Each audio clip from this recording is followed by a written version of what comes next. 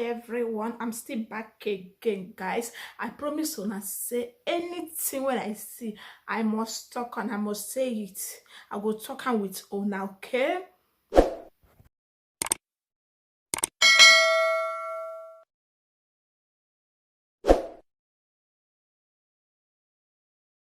Okay, my people, we'll go straight to the point. This actor converse come out Uche Maduago.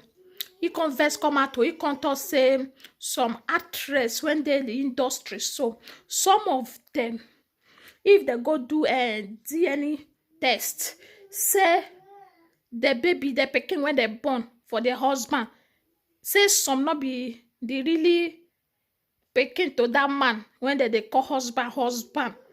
Say some they claim am. Say no be small thing o, men are listening to wetin you write. Me, I open mouth, I say wetin come bring this talk come mouth so.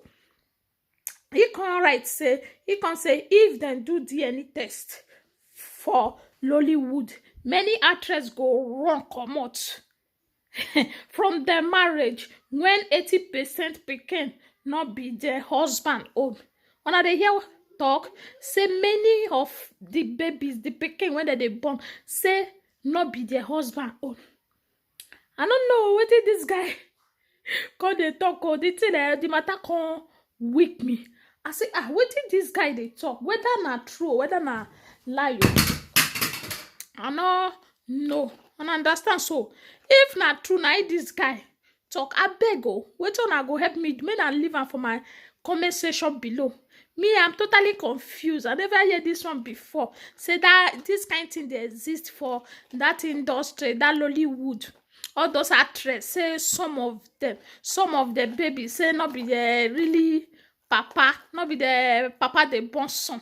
Say na outside they for the carry and they call. Me, I don't know this one. Now this guy mad so.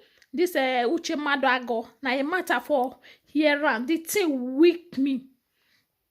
It weak me now. I can't talk say ma carry and can't give one again. Ma can't carry am.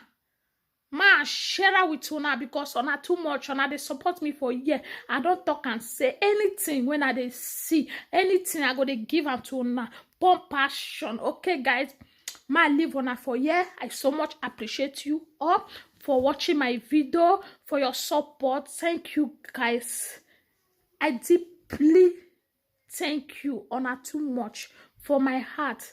Thank you, guys. I so much appreciate. I badly for na twilight. I did not forget the thank una for na support. Okay, guys. Let me leave you guys for you. Okay. Bye bye. Have a nice day. Have a nice day. May God bless you all in Jesus' name. Amen.